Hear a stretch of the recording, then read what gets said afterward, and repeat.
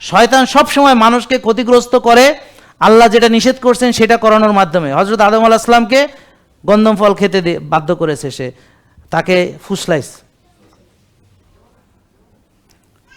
আপনাদেরকে ফুসলাচ্ছে রাত জাগার জন্য, আপনাদেরকে ফুসলাচ্ছে এক ভাগ না খেয়ে হলকম পর্যন্ত খাওয়ার জন্য, আপনাদেরকে ফুসলাচ্ছে রসনা বিলাস করার জন্য, আপনাদেরকে ফুসলাচ্ছে মনের দাসত্ব করার জন্য, কারণ মনের নিয়ন্ত্রণ তার হাতে।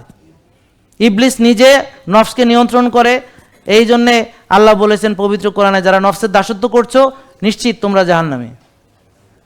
আমি বলিনি, আমার কথা না, এটা পবিত্র কোরআন। বেশিরভাগ লোক জাহান্নামে হবে নফসের দাসত্ব করার কারণে। পবিত্র কোরআনে আয়াত আছে, আপনারা দেখে নিন। সূরা আয়াত আমার মনে নেই, বাট আছে, আপনারা এখনই সার্চ দিলে পেয়ে যাবেন। নাকি ভুল বলতেছে?